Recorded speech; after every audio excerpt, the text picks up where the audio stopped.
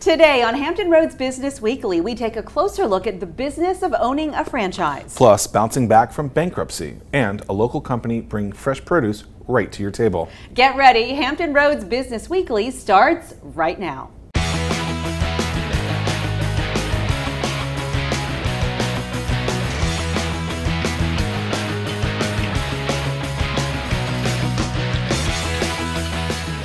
Hello and welcome to Hampton Roads Business Weekly, a look at the businesses and entrepreneurs making a difference in Hampton Roads. I'm Cheryl Tan. And I'm Zack Miller. We begin today with a rapidly growing segment of entrepreneurship, franchises. To learn more, I sat down with a franchise consultant to learn some of the ins and outs of owning a franchise. We're here with Marc Steiner of FranNet of Southeastern Virginia and a franchise consultant. That's correct. How's it going? It's a great day. The world of franchising, I believe, is kind of the next wave, where people who thought about starting a business are maybe growing into kind of franchising out, or maybe people that had been successful in a business before or just have some money are going to get into that world of franchising. Sure. What are some of the best practices that people can start doing when thinking about opening a franchise or even exploring that they might be interested in it? Right, well, first off, having a franchise is just like having any other business. What you're doing is you're buying into a value chain, right? Here's somebody that has an idea or has an operating business model that you are going to pay, if you will, to have their intellectual property, those processes, the marketing, the branding, those types of things. So what you need to do is figure out what is it that you want to get out of a business, set those goals and objectives, and what are your skills. Often you hear people say, if you find what you're passionate about, you'll never work another day in your life. Well, that's absolutely true. However, my objection to that or the caveat to that is figure out what that role is in your business life that it wants to be. So if you're excited about a certain chicken nugget or a certain game that you play or something along those lines, that's great. You may be passionate about that, but you need to be passionate about your role in the business. And so it's important to start with a plan that helps you do that, and then find the business that's the right fit for that. A role meaning how many hours you want to put in a day, president, like what do you? Well, I like to have people look at what are their basic skill sets. Every business has some basic skill sets. There's sales, marketing, operations, the technical piece, doing the admin and leadership type roles. And so you got to figure out what are you best at, or what makes you tick, right? And so that's where you're going to find that you're going to have the most satisfaction when you get into that business. So by doing that, and if you find the business that matches up with that, it's a good thing. So if you like being out and networking and doing the grip and grin, and you can get into a business model where you've got good operations, like through a franchise, then you can focus on that piece of the business and maybe be more successful than if you had to do everything yourself. And I think one of the things you said that's key is not only are you buying the brand that already exists, but you're buying that playbook, that process that's in place where you hopefully don't have to figure out some of those really challenging pieces, but that's what you're ultimately paying for, right? Absolutely. So I like to think of it as a win-win-win-win. I mean, that's sort of doubles up 4 wins. And what I mean by that is you have the company that started it, the franchisor, that's the national brand, the existing company. You have the new business owner, the franchisee, that's paying to be part of this model. Okay, and then you have employees. They're going to benefit because they've got a system and maybe that helps them in their skills in those areas. And then consumers. So what you're trying to do is create that overall value chain. If someone was watching and thinking about maybe franchising their business, can they, and they're 4 or 5 years old, could they start, like how do they start kind of documenting that process in place if they haven't yet? A franchise is going to come with a playbook, an operations manual. In fact, there are third-party companies that'll come into an existing company and help you write those things. And that's all well and good, but really you have to be thinking about the business plan of what's the value proposition that somebody's going to buy a business from you or become a franchisee.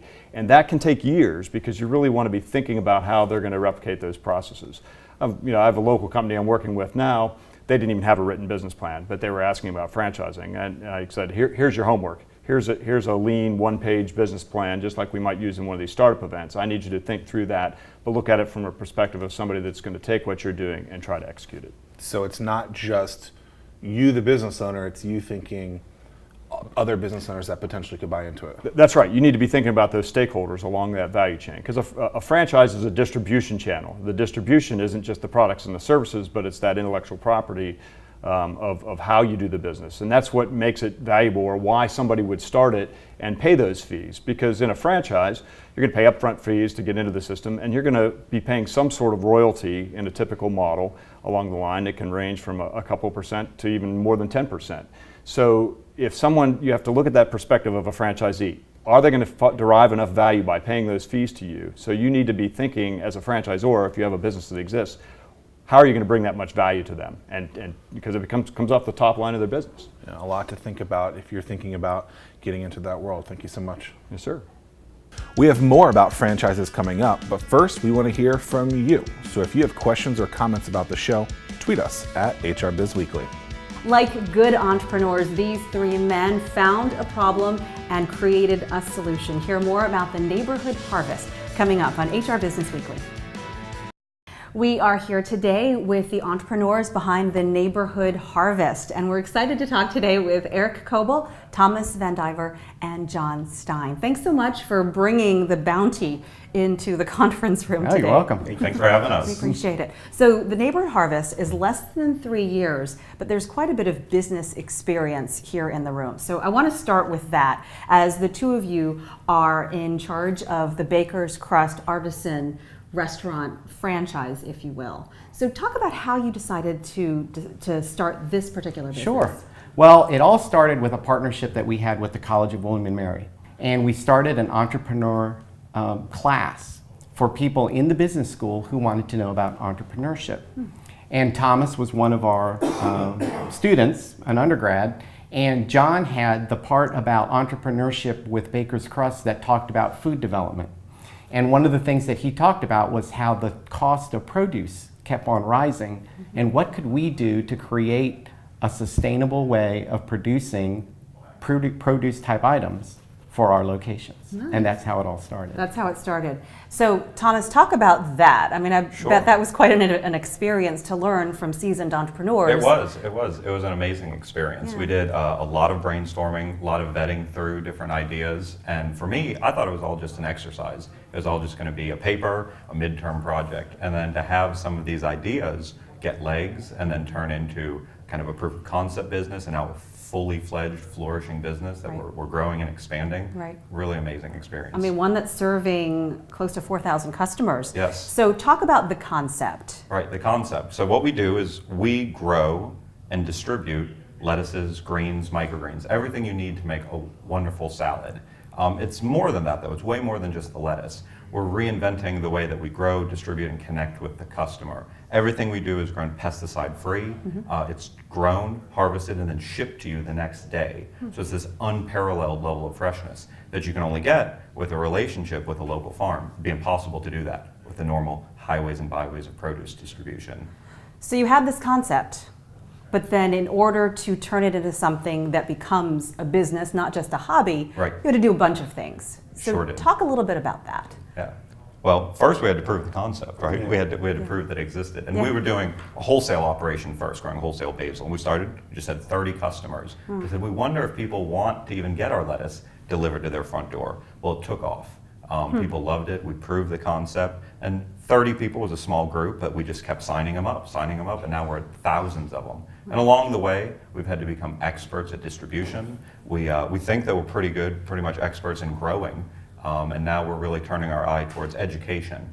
It's not a sales pitch, it's an education for the customer. And now we're really focusing on trying to become experts in connecting with our customers and educating them about why what we do is so good for them, why it's important, why it can be an important part of their lifestyle going forward with all the goals that people have. Everyone wants to eat healthy, they want to participate in a local economy, they want to know where their food is coming from. We just got to let them know that we exist. So you've talked a little bit about the vision for this company. What do people need to know about this to take away regarding the Neighborhood Harvest? So, well, what do they need to know? The Neighborhood Harvest, we're growing the best lettuce that you're going to get anywhere. Hands down, there's no discussion. When you taste it, you'll be converted over. And that's what I encourage people to do. Give it a try. Once you try it, you're going to want to keep getting it. Our vans are already delivering in your neighborhood, okay? We are your neighbors. We're growing this stuff right here in Suffolk. And we're doing it with a level of care and love and attention that you'll never get with a relationship to a clamshell in the grocery store. So think about lettuce differently. Think about it as not just a consumable item, but as a part of your lifestyle. And once you give it that frame of mind, you're going to find that you can't live without it. We have had people tell us, literally, and I didn't believe it at first, that our lettuce has changed their lives. And it's true. People don't realize how good this stuff is supposed to taste. They eat kale because they think it's good for them. But once you find a kale that actually tastes good and you enjoy eating, it's going to change your lifestyle. You're going to feel healthier. You're going to feel great. And one of the, Cheryl, I just want to share with you, a big part of what we do is, our products are so clean you can eat them right out of the container.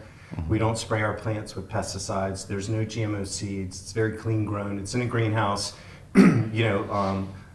protected from outside contaminants. It's a clean product, and I think that's where, that's one of the big things that you can really taste the difference. And over the last 3 years, you've been able to grow to almost 4,000 customers. Yes. So. One more thing I want to add, you'll see some things on the table that we don't grow. We've actually partnered with local farms to get cucumbers, pecans, and free-range eggs as well. So tomatoes, too. Well, congratulations, and thank you for sharing the story behind the Neighborhood Harvest. John, Thomas, Eric, thanks so much. Thanks for having us. Thanks. The franchise world is a buzz, but what do you do when you start it?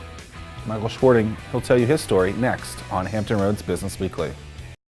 Today we're here with Michael Schwarting of Knockball, Hampton Roads, and Regent alum. What's going on, Michael? Not too much. How are you? Doing well. So you started an affiliate company called Knockball Hampton Roads several months, maybe a couple of years ago.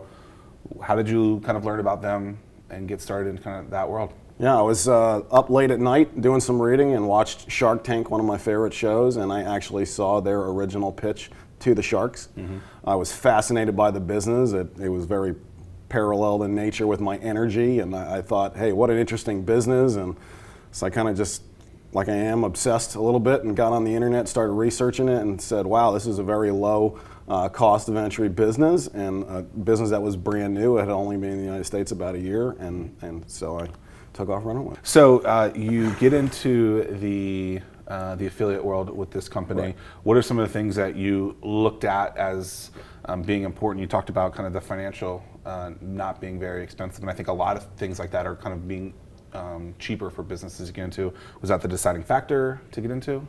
No, really, what made the decision so easy for me was that there was so much international success with Knockball. It came out of New Zealand and Australia. It was a huge fad there, and it was still thriving. And it had just come to America, and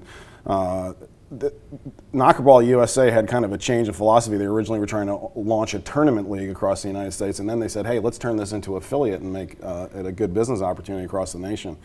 So once that had happened and I saw it, again, it was very congruent with some of the other groups and spheres of influence that we were operating in, and I thought, hey, all these people that I circulate with, if they knew that I had it, they would probably be pretty interested in it, and that was the case. So do you just go to knockerballglobal.com or whatever it is and fill out there, I want to be an affiliate, or how does that kind of work? Correct. There is a process that you follow, just like any affiliate or franchise, and so we submitted our application and got approved.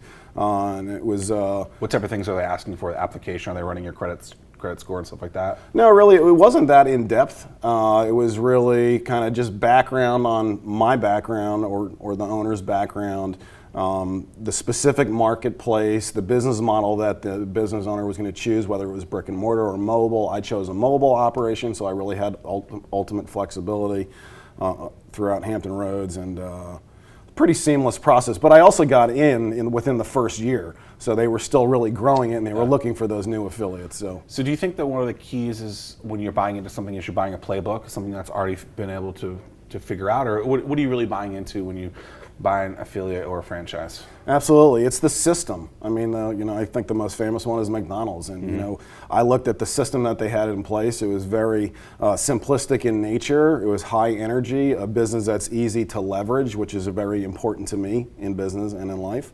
But we don't want to spend time reinventing the wheel. And they had a great system and a great playbook, and my wife and I just followed it. Well, you say your wife and you, but I know one of the keys is really having your kids take over the business. They work in it now. They're in high school at this point? My oldest just graduated, and my other one is a junior. And so how do you start putting them into the business, knowing that ultimately that's what you want to do? Yeah, more than anything, I'm highly entrepreneurial, and I want that for my kids. Whether they choose to be that way or not is another subject altogether. But So both of my daughters are minority owners of Knockball Hampton Roads. The original design was for when they went to college that they could have an income stream that they could leverage so they could really sit and focus on their scholastics and their studies and pursue whatever it is that they really feel called to in life.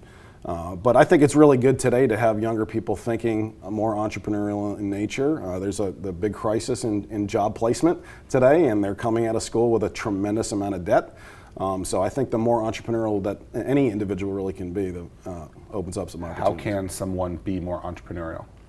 I think getting around the right spheres, getting around the right people. Environmentally speaking, we all grow up in whatever environment our parents really kind of create for us and the society around there. But and there's so many nice opportunities online to get really educated. And Well, I think forever the world said, go to high school, go to college, work for the man, have kids, retire.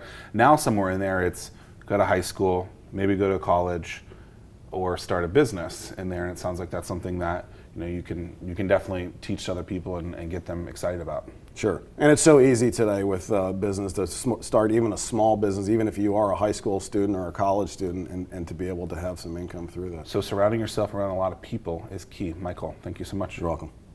Bouncing back from bankruptcy, next on Hampton Roads Business Weekly. Many business owners remember the dark times of 2008, especially my next guest, David Nygaard, who in 2008 declared bankruptcy and had to shut down 7 jewelry stores in Hampton Roads. David, thank you so much for your transparency today and talking with us about those dark times and how you've come back from them. Well, thank you for having me. Actually, as an entrepreneur, you're going to have good times and bad times, and those were certainly the dark times. So we opened in 2006 our 6th store, and we were named Virginia Business of the Year, and Hampton Roads Chamber of Commerce had endorsed me as their Business of the Year, and then Best Places to Work. We had a really good business model. And then 2008 happens, and the economy does not help you, and other things happen. Well, what really hurt us was that in 2006 we had been recruited to change banks by Wachovia. And Wachovia at the same time was buying these crazy mortgage companies. And so in 2008, fast forward from 6 to 8, they were having trouble. And so I think they needed cash and they needed precious metals, and so they were looking for my inventory. So in 2008, they basically forced us to shut down with really little notice. We didn't really have an opportunity to even raise the capital. They gave us about 60 days to try to raise capital, which in 2008 just wasn't going to happen. So they shut us down. And my parents used to be in the jewelry business. I don't know if you knew that, but my mom actually started doing what was a rock hound. And so they stepped up and helped me to reopen new companies with capital that Wachovia couldn't claim. So we reopened, and were able to reopen a couple stores, and were able then to, with a new company, to deliver to our clients and to some of our suppliers a continuing business model. What did you do next? How to come back? Well, you have to realize that there's, when you have a business, you have many things. And so Wachovia at the time was looking for assets, and but we also had a revenue stream, and we had a name and a revenue stream and some key people. And so we were able to use my expertise and some key people to reopen and keep a revenue stream going. Because if you can't keep the revenue stream going, then you can't pay other people and take care of other stakeholders in the business. In 2017, your business looks much different. Yes. I mean, you went in a completely different direction, which you might have had to have done anyway, Right. had nothing that had happened. Exactly. What did you do, and what do you do now with your jewelry business? So what I found myself in 2008 was my inventory was under litigation. Everybody was arguing over it. But I had these pieces of software that were early prototype kind of software, computer-aided design, CAD software. And I didn't know how to use it. So one of the things I thought, well, I'm going to go and learn how to. So I went back to school to learn how to use CAD programming.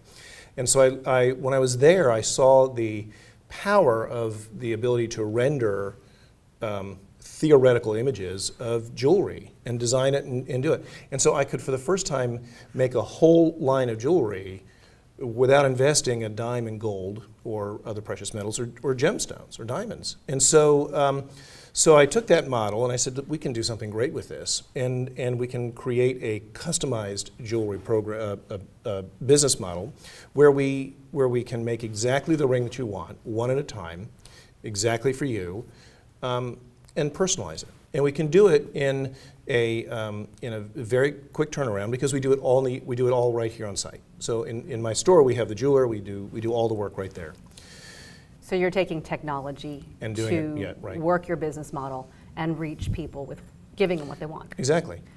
Last thing, what would you say to somebody, a business owner who is struggling with some dark times in their business, where they feel like maybe they can't cross over and succeed and continue? Well, I think that the key thing is that you only fail when you quit, right? When you keep trying, you're still trying, and you're still trying to be successful. So I think the key is to not give up, and you have to look at the opportunities that you still have, because no matter how dark it is, sometimes there are doors that are opening you don't even realize to new technologies, new ways of doing business that didn't exist, and so you just have to kind of be open to change.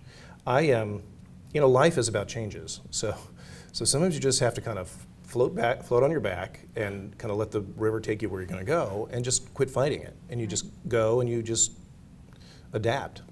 Well, thank you for sharing Absolutely. your story with our audience. We appreciate that. Thank you very much. And with that, we wrap up another edition of Hampton Roads Business Weekly. Make sure you like us on Facebook and Twitter, and then head over to hrbusinessweekly.com to get more information and watch previous shows. For Hampton Roads Business Weekly, I'm Zack Miller. And I'm Cheryl Tan. We'll see you next week.